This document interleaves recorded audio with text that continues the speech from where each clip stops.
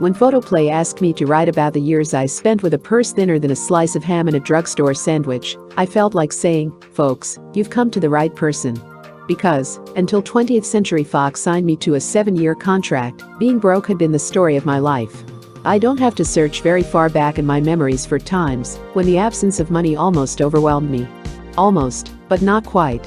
For poverty, which can be a frightful, degrading experience, does either of two things to you: it calls out all your resources and strains your ingenuity to the utmost, or it causes you to sink under a load of self-pity. I well remember 4 years ago, when I was 19, in New York for the first time, and almost ready to sink. It was Christmas Day, and I was propped up in bed sick with the flu, wearing 2 sweaters in my bathrobe to keep from shivering. I was staying at a third-rate hotel off Broadway at 54th Street. Dirty wet snow and freezing rain glazed the window. But the view wasn't marred, since there was only a brick wall to see anyway. My little daughter, Dawn, was 3,000 miles away, and her only Christmas present from me was a long, loving letter. I was $8.52 from being flat broke. The producers of the Broadway musical, Hazel Flagg, had decided to omit the dance I'd come from Hollywood to do. When they'd asked me not to report for rehearsal, I'd hit bottom. Now, tears of loneliness for Dawn trickled down my cheeks. Taxi horns sounded outside. Inside, the quiet was broken only by a boiling coffee pot. My roommate, Chris Carter, who'd come with me from Hollywood, opened the door, shaking the wet snow from her coat. "Well, I got the yogurt in the coffee," she said. "And now for our Christmas dinner." In the electric coffee pot, plugged into a light socket, were 2 potatoes. Chris dabbed at them with a fork. "They're done," she said, fishing them out. From a suitcase she got 2 plates and cups, then she spread a towel on the dresser for a tablecloth. "Now, I'll make the coffee," she went on. "Gee, I hope we don't blow the fuses again until the coffee is finished." From a dresser drawer Chris extracted 2 stale rolls, sprinkled them with water, and put them on the radiator to soften. Then she opened the window to retrieve the yogurt bottle filled with Jell-O, which she'd made by the simple expedient of adding hot tap water to the powder and leaving it out on the windowsill overnight. The phone rang.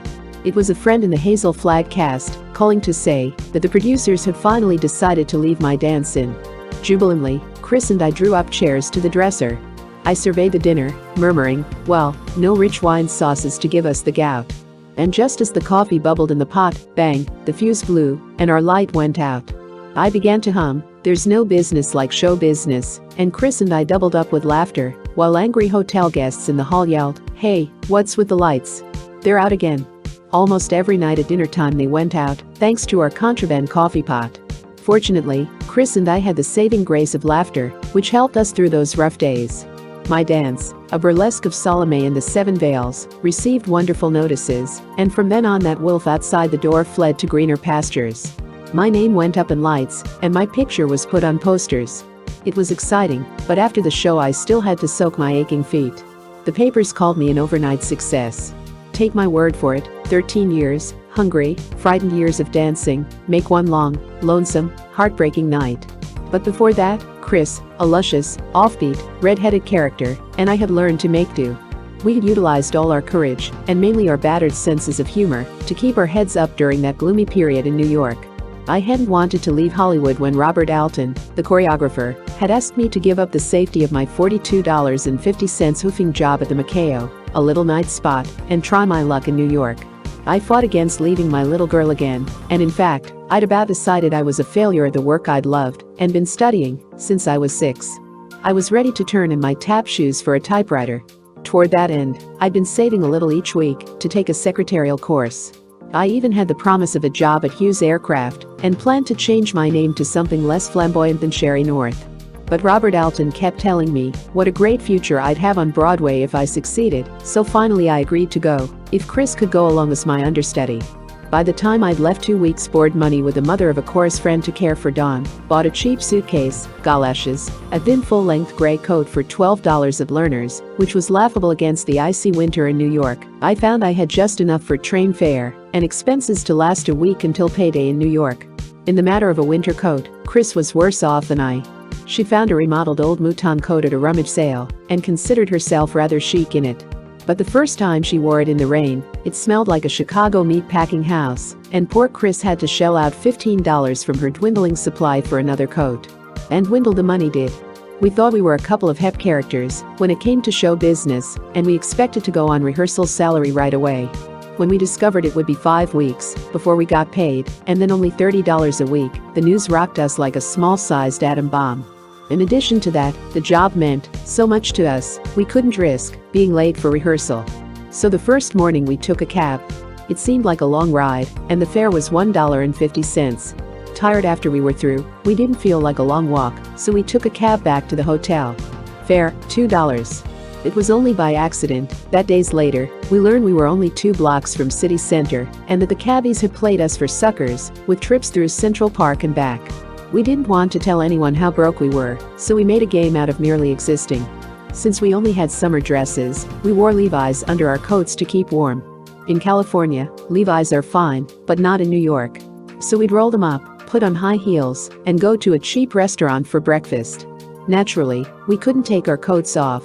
We'd case the tables to see which one had the biggest pile of rolls in a basket, then order coffee and a 10-cent bowl of mush. And while Chris made up to the waiter like mad, I'd stuff my purse and blouse with the rolls. They'd dry out in the hotel room, so when we'd get hungry we'd pour water on them, then put them on the radiator. To this day, I believe we kept from starving, only because Chris had a lot of boyfriends back in Hollywood. When they're out, saying they'd like to send her a gift, she'd tell them what she really needed was an electric coffee pot or a hot plate or a broiler. All this gear we'd keep in a suitcase, away from the watchful eye of the hotel maid. When we went to Philadelphia for the tryouts, we had to lug all this stuff with us. And by that time Chris had even promoted a set of Revere wear for radiator cooking, yet. Following a year on Broadway, I got a spot in the film, Living It Up, then, on TV, an appearance on The Bing Crosby Show, and finally a film contract. After that, I went around with an expression of permanent surprise at money coming in each and every week. I wasn't cast in a film for a whole year, and that made my solvency seem even more remarkable. It was the first time I'd ever had a vacation with pay. My immediate objective was to learn all about insurance, from education funds for Dawn to accident policies and annuities, and to invest my spare cash in them. That was the direct result of long years of insecurity, of wondering where money for baby food for Dawn and bean money for myself was coming from. One sad result of my new financial status was that I was constantly hungry, and I began to put on weight. I'd come back from a 3-hour dancing lesson, open the well-stocked refrigerator, and eat everything in sight. Partly, it was nervous jitters at the thought of acting in pictures with experts, and partly it was trying to make up for all those hungry years. Like so many others, I was a depression baby, born in a 4th-floor apartment in the shabbiest end of Hollywood. Added to that, my father walked out before I was born. I've never seen him, or even a picture of him. We moved from apartment to apartment when we couldn't pay the rent. There was Mother, Grandmother Short, with a Scottish accent as thick as the oatmeal porridge she fed us, Janet, my half-sister, Don, my half-brother, and a changing cast of hard-up relatives. Sometimes we were on relief, sometimes, in addition to the oatmeal, we managed a lamb stew. I recall that, when childhood hurts brought tears, Grandma never said, "Here's a nickel to buy some candy." Instead, but not frequently, she'd say, "Come in the kitchen, and I'll boil you a nice egg." That was real luxury. Mother worked alternately as a practical nurse, floor waxer in office buildings, and as a pearl bead stringer and jewelry appraiser, when she could find that type of work. In her harassed struggle to support us, and this is the saddest thing about poverty, she didn't have time to mother me. And my older brother and sister were out fighting their own battles. I earned my first dollar when I was 5, helping mother string pearls. I figured I'd been paid for having fun. I soon found out the second dollar was work. But I didn't mind helping to keep a dancing studio clean so I could have lessons. Nor did I mind long walks or hitchhiking to get to the studio for my lessons. When I was 11, an uncle taught me to drive his truck, and soon I was earning 50 cents helping some boys park cars at the Christian Science Church on Sundays before I went in for the services. Later, I hired parked cars at Ciro's and the old Trocaderos for $1 and a hamburger. Without money, you grow up fast. By the time I was 13, I considered myself a professional dancer, ready to get a job, dancing in the chorus at the Greek Theater during the summer season. The child labor law enforcers wouldn't have agreed with me, so I lied about my age, swiped my sister's high-heel pumps, stuffed my bodice with cotton, and bought a fake hair fall. When you grow up fast, you learn to use your wits. As soon as the summer was over, and I was out of a dancing job, I lined up at the unemployment office, getting enough money to continue going to school. At 15, I eloped to Las Vegas, hoping to give up the struggle to support myself. But a year and a half later, I had a daughter to support and no husband. Marriage is obviously not for children. I went back to dancing at the less important nightclubs. I took the baby with me because I couldn't afford a babysitter. Someone has said the poor would never be able to live at all if it wasn't for the poor. Knowing what it is to be broke tends to humanize you, to make you responsive to the needs of others. The girls backstage were wonderful to Dawn and me.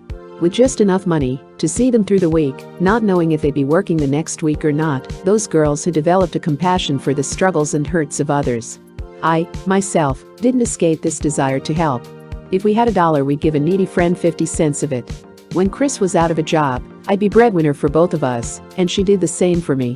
I hope I never lose this desire to help others, whether it's with money for a needed operation or illness, help in finding a job, watching a performance, and bringing it to the attention of the right people, solving some problem, or just a sympathetic ear when marriage problems are overwhelming. Sometimes, just a good dinner or an understanding letter or phone call can work wonders. For these are the things that poverty teaches you, the things a child brought up in self-centered luxury doesn't learn, unless there are wise parents. And that's why, though I hope Dawn never has to make her way unaided, I still don't want to spoil her. Just the other day I asked her if I might borrow her little record player, so the group who come to my dressing room to rest during lunch hour could have some soothing music. I could have bought another record player. However, I wanted Dawn to understand what sharing meant. That's also why Dawn doesn't get an allowance, but she does get paid for keeping the den in order. I don't want her to have to learn the value of money by parking cars at Ciro's during her teens, but I do want her to learn the value of money. Although I thought I'd learn the value of money, I found that I was frittering away a good part of my salary on non-essentials. The answer was getting a business manager, a hard-hearted man who has put me on a strict budget. If I ask for money to buy new draperies, he says, "Why don't you make them yourself?" My wife does. What put a lot of money into draperies for a rented house when you plan to buy or build your own home? He was right, after I thought it over a while, and I did make them. They'll never get me admitted to the Interior Decorators Union, but they're adequate. And, if ever I get a sudden mad yen for an electric blender or some such, I find it easier to save out of the household money and buy it than to go through a session with our business manager. I'm a realist who only believes in cash in hand. Since my salary checks go directly to my business manager, they've lost their meaning to me. Consequently, when an agent offers me a hi-fi set or an assortment of French perfume in payment for a TV appearance, I'm inclined to grab it. If he offers a check, I'm not so interested, though I could buy a number of hi-fis and enough perfume to bathe in with the check. Suddenly finding yourself with more income than you've ever dreamt of isn't an easy thing to assimilate. The history of Hollywood is filled with tragic stories of stars who earned tremendous sums and, once past their acting days, found themselves in sorry financial state. And there are top film personalities today, drawing huge salaries, who are dreadfully in debt both to Uncle Sam and others. They can't seem to remember that, after taxes, they are not going to receive the figure on their salary checks, but anywhere from 50 to 90% less than that sum. You can't buy a closet of Dior gowns, a fleet of Cadillacs, an assortment of houses on 10% of your earnings, unless you're Rockefeller. My husband, Bud Freeman, and I are certain that we'll never go into debt. We're not the type who tries to impress the Genesis. Personally, security means too much to me because I can still remember how my feet hurt when I bought my first high-heel pumps. Having only $3 to spend, I went to a shoe outlet store on Hollywood Boulevard. All I could find in my size were a dreadfully narrow pair, 4As. I bought them anyhow and danced away the night on my first date at the Coconut Grove. Ah, youth.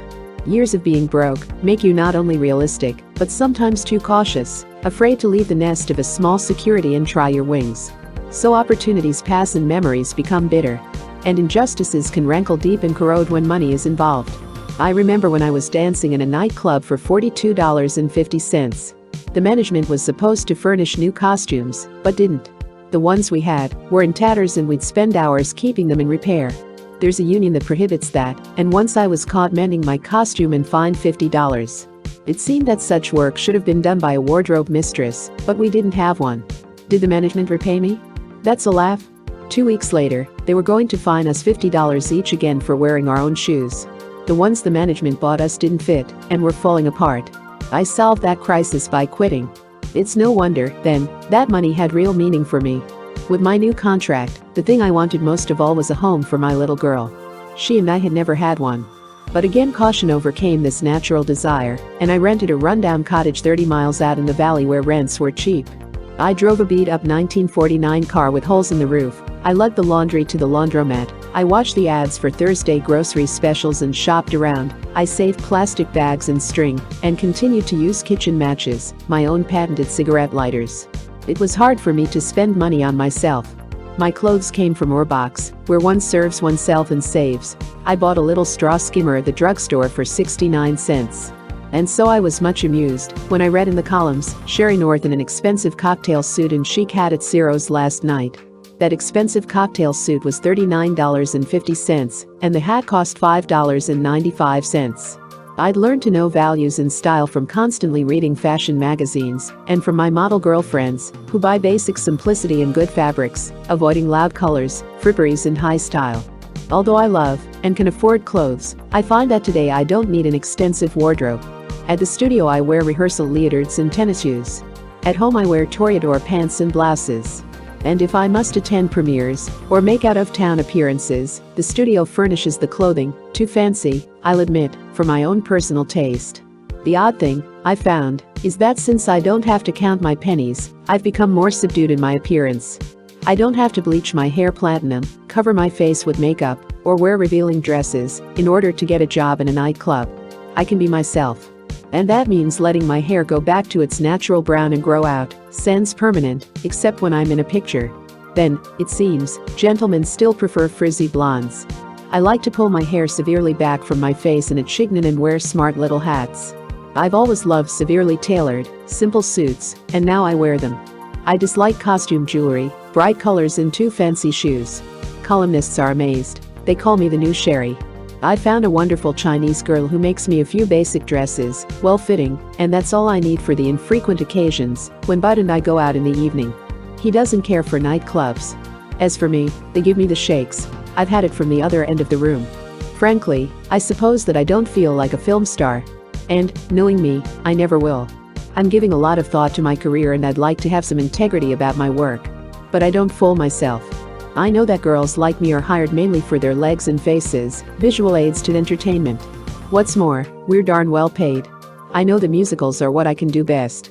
And I like that nice paycheck coming in every week. Whether you emote like mad, or just do something nice and fluffy, the color of the money is just as green. And it sure beats working in the chorus line. I'm realistic enough to know that a dancer doesn't last forever. That's why I want money in the bank, and a home of our own someday, when we've saved enough for it. Maybe financial security has meant so much to me, I don't know. Maybe it would be better to have a more spiritual attitude. Philosophers have long held that the best things in life are free, which by the way, is the title of my new picture, and millions of gags have been written about money not being everything. I admit all that is true. The only thing is that, to appreciate the best things, you've got to have a little peace of mind, and you can't have it when the rent is overdue, and baby needs new shoes, and even the butterflies in your stomach are starving. In my youth, I was exposed to the religious beliefs that one is surrounded by abundance, that worry over material substance is incorrect thinking, that everything one needs for the good life is at hand. I must say this hasn't worked for me. But I've seen it work beautifully for those who can and do believe, waiting quietly for God's good to manifest itself in their lives. But I couldn't do that. I had to scramble around, taking every honest job I could get, from waitress to model to dancer. Jobs sometimes as far away as Texas or Mexico or Las Vegas, which meant leaving my daughter, against all my deepest instincts. And, although I've read many books on positive thinking, I can't completely subscribe to that method of meeting life's problems. For some people it works wonderfully. They take the positive approach, regard only the good, the plus side of every situation, and reap the benefits of the magic of believing. But that's not for me. I want to protect myself by considering the negative side too, anticipating what I'll do if the bottom drops out of things.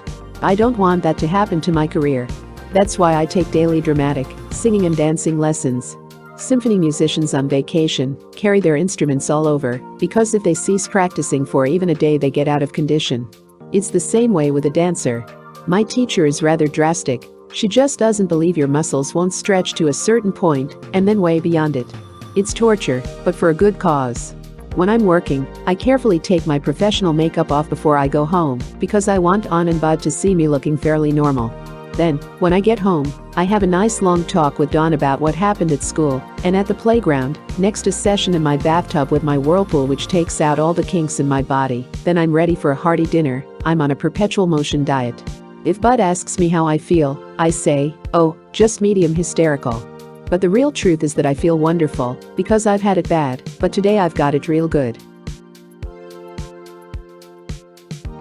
Photoplay magazine, August 1956.